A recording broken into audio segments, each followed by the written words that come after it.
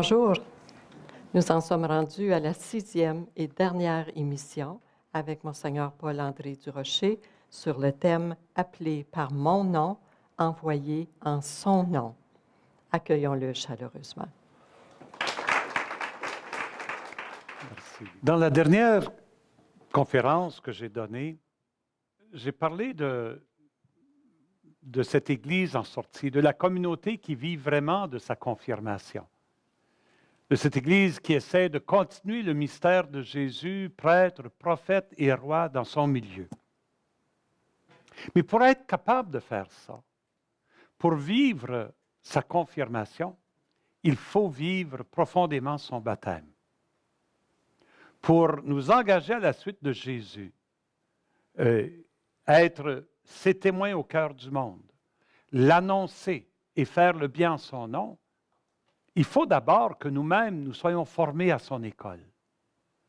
Pour être de bons missionnaires, il faut être de bons disciples. Et la communauté chrétienne qui choisit d'être en sortie est aussi une communauté chrétienne qui va regarder comment elle forme ses membres pour prendre cette responsabilité-là d'être en sortie. Donc, il va y avoir pour chaque domaine dont j'ai parlé, prêtre, prophète et roi en sortie, il va y avoir une activité, on pourrait dire, intérieure à la communauté chrétienne qui va préparer les hommes, les femmes, les membres de la communauté à leur mission dans le monde.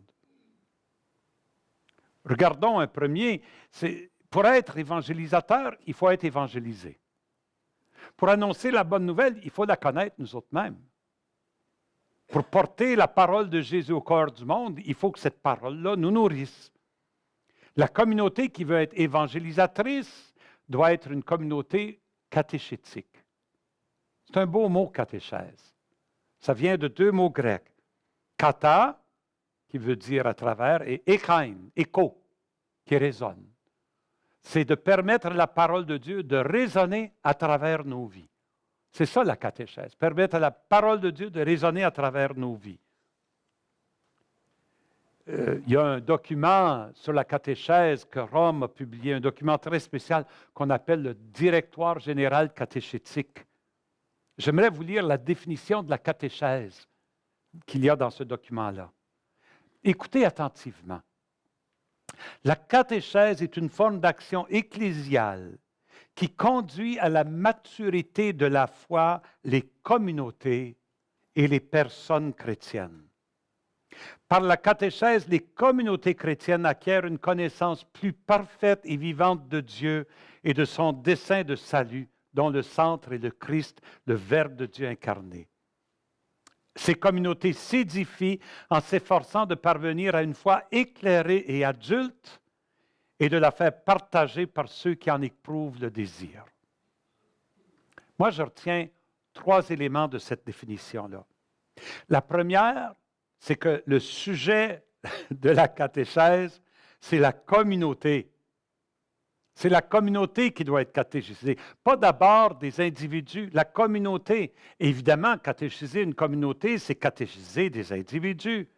Mais c'est vraiment une activité ecclésiale. C'est toute la communauté qui catéchise et elle catéchise toute la communauté. Deuxième caractéristique, c'est qu'elle vise à mener à la maturité de la foi. Ça veut dire la forme fondamentale de la catéchèse, c'est la catéchèse des adultes. On ne mène pas des enfants à la maturité de la foi. On aide des enfants à comprendre la foi comme enfants. Mais si la catéchèse, son but, c'est de viser la maturité de la foi, il faut que ça s'adresse à des adultes. Donc la catéchèse des enfants, c'est le début d'un processus qui va durer toute la vie. Puis troisièmement, le sujet de la catéchèse, excusez-moi, ça je l'ai dit, mais l'autre chose, c'est que la catéchèse est une activité de la communauté elle-même. C'est la communauté chrétienne qui est responsable. Moi, quand j'étais enfant, là, ce n'est pas la communauté chrétienne qui a fait ma catéchèse, c'est l'école. Ce n'était pas une activité ecclésiale, c'était une activité scolaire. Ce n'était pas une activité pour la maturité de la foi, c'était pour ma foi enfantine. Puis elle n'avait aucun impact sur la vie de la communauté, juste sur la vie des enfants qui suivaient les cours. Vous voyez comment une catéchèse qui se restreint à l'éducation des enfants dans une école catholique, c'est une catéchèse partielle, inefficace, qui ne rejoint pas son but. Si on veut devenir des communautés évangélisatrices, il faut qu'on soit des communautés tout entières catéchétiques. Ça veut dire qu'il faut penser à l'éducation de la foi des adultes qui la composent, cette communauté-là. Puis comment on va faire ça? Ça ne sera pas à travers des cours. Ça ne sera pas en imitant les écoles. Je m'excuse, ça ne marchera pas. Ça va être beaucoup plus dans du compagnonnage. Ça va être plus dans des activités occasionnelles. Ça va être plus, pas dans des cours, mais dans des occasions de partage, d'échange, de discussion. Ça va être beaucoup plus en se donnant le temps de s'arrêter et de réfléchir comme adulte sur le lien entre la parole de Dieu et ma vie. Puis ça, on va faire ça pas juste dans la salle paroissiale, mais on va faire ça dans les foyers, dans les salons, en prenant un café. Ça va se faire dans des milieux différents, puis ça va se faire à l'Internet. Il faut que la communauté chrétienne se donne toutes sortes de moyens pour devenir catéchétique et s'occuper de la croissance dans la connaissance de Jésus de tous ses membres. Si la communauté veut être vraiment solidaire des pauvres, être proche des pauvres et aimer les pauvres, il va falloir qu'elle apprenne à aimer les gens qui sont membres de la communauté. On ne peut pas aller aimer ceux qu'on ne connaît pas si on n'aime pas ceux qui sont à côté de nous autres. Donc la communauté solidaire doit être une communauté fraternelle. Elle doit se rappeler que par le baptême, nous sommes vraiment frères et sœurs. Et être frères et sœurs, ça veut dire, moi je trouve 4 qualités. Ça veut dire qu'il faut être capable de s'accueillir les uns les autres dans nos différences. Se respecter dans nos différences. Ne pas chercher à faire en sorte que l'autre vit sa foi exactement comme moi. Et moi, je me suis fait dire, on est drôle comme chrétien des fois. On a rencontré Jésus de telle façon, mais on pense que tout le monde doit rencontrer Jésus de cette façon-là. Puis si tu n'as pas fait ça, ben, tu ne peux pas rencontrer Jésus. Tu ne peux pas vraiment avoir rencontré Jésus. Tu sais, c'est... Mon Dieu, quelle affaire! Je vais être honnête avec vous, là, moi, je n'ai jamais eu cette expérience forte qu'on appelle le baptême dans l'Esprit. Ça ne fait pas partie de mon cheminement. Je pense que l'Esprit m'habite, j'ose croire, tu sais. Personne ne peut dire Jésus est Seigneur si l'Esprit ne l'habite pas, tu sais. Mais je n'ai jamais connu cette expérience-là. Il y a quelques années, je me suis retrouvé dans la présence d'un prêtre qui, lui, l'avait vécu. Puis là, il m'a dit, est-ce que je peux prier sur toi? J'ai dit, ben oui, certainement. Bien là, pendant 15 minutes, il a prié sur moi. Moi, j'étais tout à fait docile. Je me suis dit, si quelque chose arrive, ça arrivera. Il n'y a rien qui est arrivé. Ah, mais le prêtre était déçu. Il me dit, ta parole aurait été tellement de feu si tu avais connu le baptême dans l'Esprit. J'ai dit, bon, ben merci. Je suppose que ma parole n'est pas de feu aujourd'hui. Là, tu sais, je comprends, il a vécu ça, mais c'est comme si tout le monde doit passer par le chemin qu'il a connu. De respecter que l'Esprit a beaucoup de chemins. Dans notre Église, on a des jésuites, ce n'est pas des franciscains, puis les franciscains, ce n'est pas des dominicains, puis les dominicains, ce n'est pas des oblats. Chacun a son charisme, chacun a sa couleur. C'est la beauté de l'Église. Pouvons-nous être des communautés fraternelles où on accueille la différence qui existe entre nous? Où on peut apprécier les points de vue différents. Tous ensemble, on va s'enrichir. Une communauté qui accueille, puis une communauté qui valorise, une communauté qui est capable de dire merci, félicitations, bravo. Je vais vous raconter une autre petite histoire personnelle. Ma première paroisse, j'ai été curé pendant 4 ans, 5 ans. Puis à la fin, il y a quelqu'un qui est venu me donner la main, puis il m'a dit, « Ah, monsieur le curé, mon Dieu, je vais vous dire comment vous allez nous manquer, on vous a aimé, puis on a aimé votre prédication, puis votre présence, puis votre ardeur. » Puis je me suis dit, Pourquoi il faut que je parte pour que quelqu'un vienne me dire ça? C'est la première fois qu'elle venait me dire ça. On n'est pas habitué à valoriser les gens autour de nous. On n'est pas habitué à dire félicitations, c'est beau. Une communauté qui accueille, qui accompagne aussi, qui est prête à faire du chemin avec les membres plus faibles, qui est capable de les accompagner avec tendresse, avec douceur, sans les forcer, sans les brusquer. Et une communauté qui se fait invitante. Ça, c'est une communauté fraternelle. Puis enfin, la communauté qui est vraiment sainte au cœur du monde, ça doit être une communauté qui plonge ses racines de sainteté dans la liturgie. Et nos liturgies doivent être des lieux vraiment de renouvellement, des lieux qui sont signifiants, des lieux qui font une différence dans nos vies. On vient à l'Église, on le dit, prions ensemble au moment d'offrir le sacrifice de toute l'Église pour la gloire de Dieu, le salut du monde. On vient à la liturgie pour rendre gloire à Dieu. Pour rendre gloire à Dieu. Vous savez, des fois, on va à la liturgie comme des spectateurs.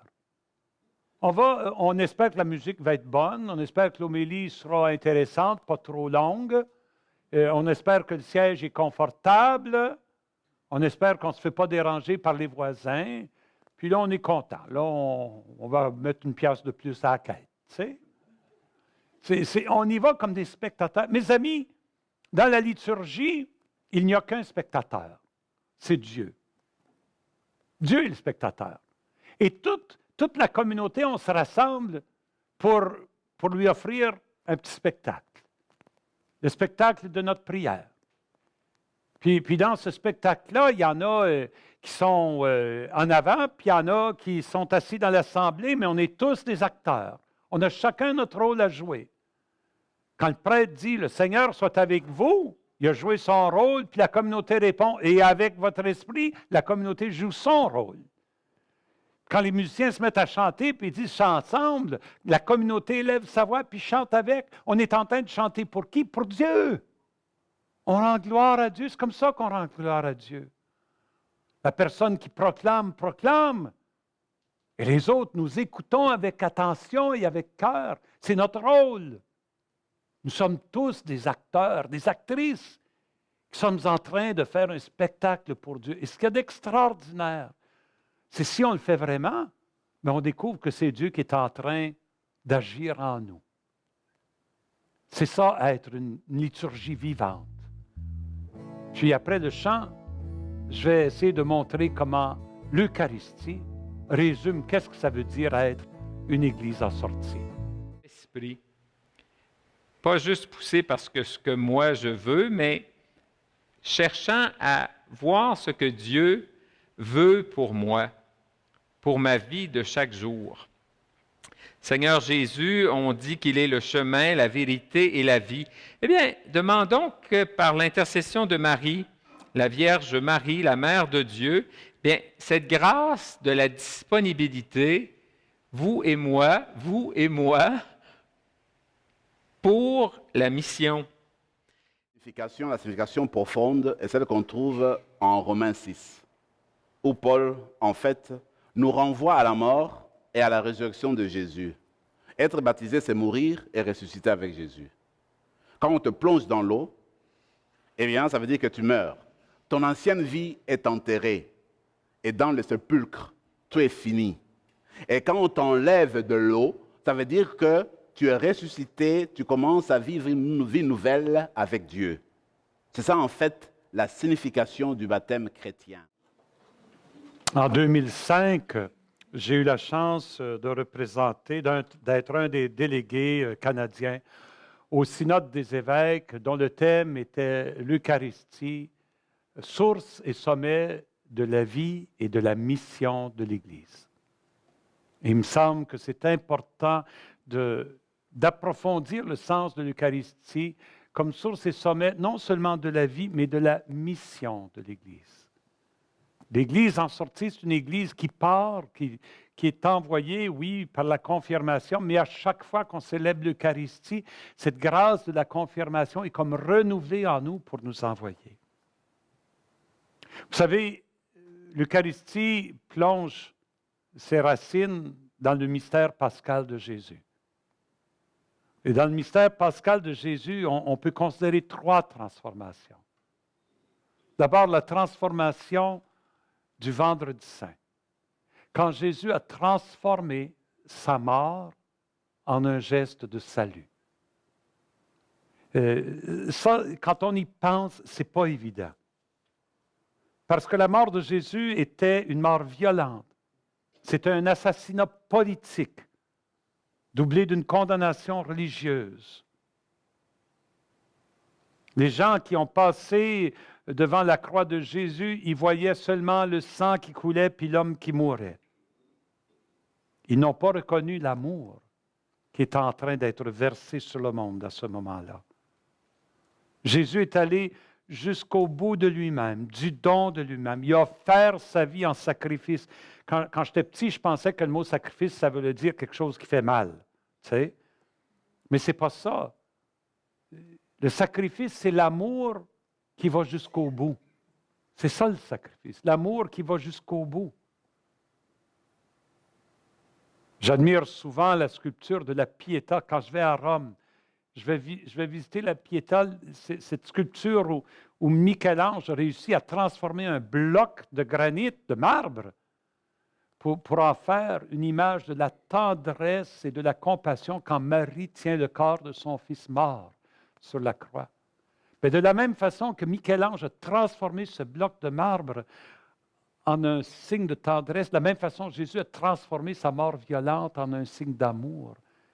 Et quand on voit la croix comme ça, il ne faut pas d'abord regarder le sang ou la souffrance. C'est plutôt un geste d'amour. J'ai demandé au Seigneur, comment grand tu m'aimes? Il m'a dit, ça de grand. Puis il a étiré ses bras comme ça, il est mort sur la croix pour me dire son amour. Il a transformé sa mort en un geste de salut.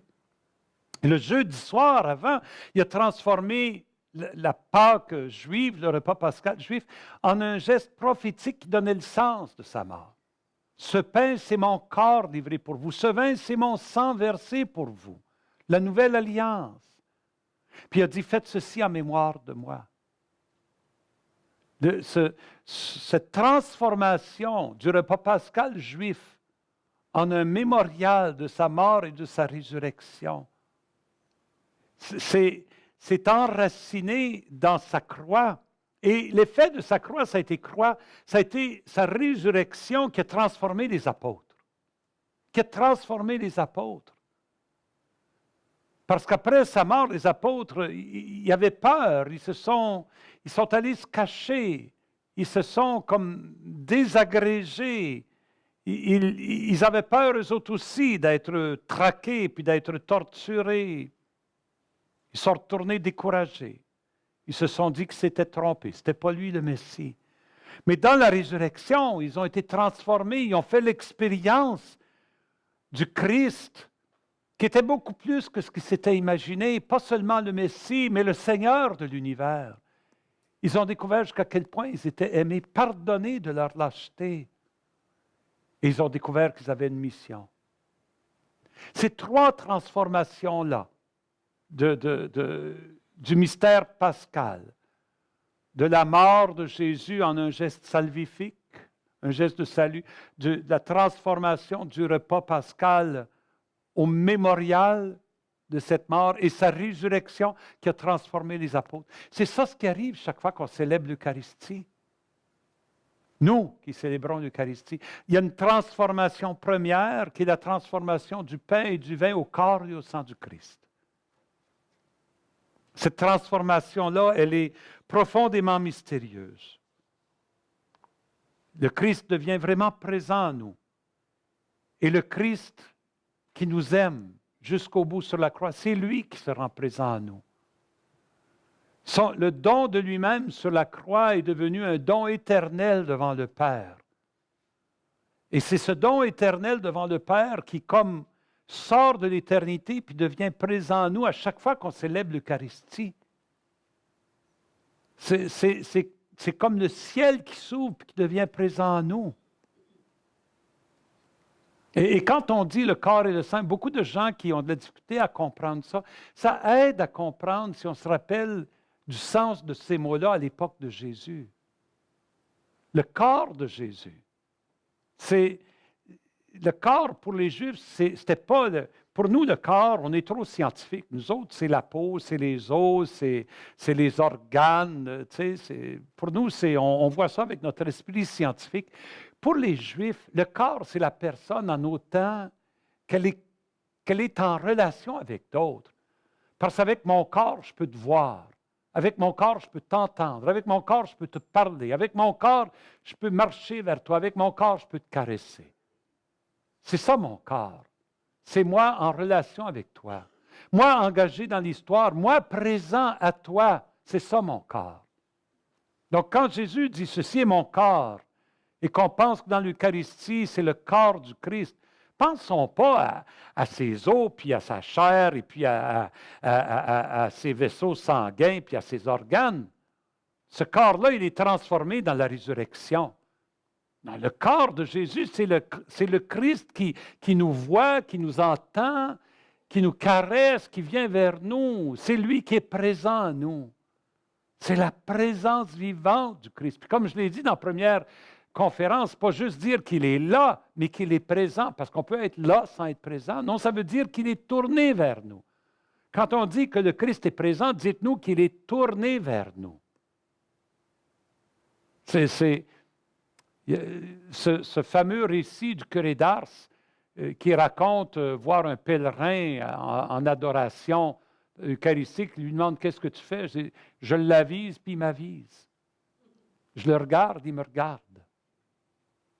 Je le regarde, il me regarde. C'est cette présence mutuelle. Le Christ rend présent en nous, son corps. Et son sang, encore là, nous, on voit ça avec notre mentalité scientifique du 20e siècle. Pour les Juifs, la seule chose qu'ils savaient du sang, c'est que si tu te coupes, puis ça n'arrête pas de saigner, tu meurs. C'est la seule chose qu'ils savaient. Donc, le sang, c'est quoi? C'est la vie. Donc, quand Jésus dit « c'est mon sang », c'est ma vie donnée pour vous. Donc, dans l'Eucharistie, quand on reçoit le calice, puis on dit le sang du Christ, dites-vous, c'est sa vie pour moi. C'est sa présence et c'est sa vie qui me sont donnés ici et maintenant. Quel don extraordinaire! Mais cette transformation-là du pain et du vin au corps et au sang du Christ, ce n'est que la première transformation de l'Eucharistie. La deuxième transformation, c'est de nous transformer, nous, en son corps. Saint Augustin disait, devenez ce que vous mangez. Devenez son corps. Dans l'unité que vous avez, dans l'amour que vous avez les uns pour les autres. Il y a une femme qui m'a dit une fois, moi, j'aime pas ça, donner la paix avant la communion. J'ai dit, vous avez peur de prendre des microbes? Non, ça me dérange dans ma préparation là, pour m'unir à Jésus. Bien, ça me tente à dire, madame, tu n'as rien compris. Comment tu peux t'unir à Jésus si tu ne t'unis pas à son corps que nous formons? Comment tu peux t'unir à Jésus si tu n'es pas uni à ses frères et à ses sœurs dans la communauté chrétienne? L'acte de communier est un acte éminemment communautaire, non pas individualiste. Nous communions, nous formons, nous disons notre Père, nous sommes un seul corps. Et cette communauté que nous formons, ça c'est la deuxième transformation de l'Eucharistie. La troisième, c'est la transformation du monde, à laquelle nous sommes envoyés. Quand le prêtre, à la fin de la messe, dit « Allez dans la paix du Christ », il n'est pas en train de dire comme à la fin d'un film, tu sais, c'est fini, vous pouvez partir. Parfois, les vieux films, là, c'est écrit « fin » à la fin du film. C'est comme si on avait besoin de savoir que c'était la fin. Là. Tu sais, on attend. Puis aujourd'hui, dans les films, même après la fin, souvent on reste pour voir, surtout les comédies, on attend pour voir s'il y a d'autres petits, les outtakes qu'ils appellent. Hein? Vous avez remarqué ça maintenant? Les gens restent pour voir s'il va y avoir d'autres petites choses. Là. Tu sais? Non, le prêtre, à la fin de la messe, il n'est pas en train de dire « Allez dans la paix parce que c'est fini. Maintenant, vous avez eu ce que vous avez. » Un peu comme dans les grands hôtels, quand on a pris un bon repas, puis on part, puis le maître d'hôtel, il nous donne la main. « Bonne soirée, monsieur. J'espère que vous avez bien mangé. Merci, merci. » Puis là, je m'en vais.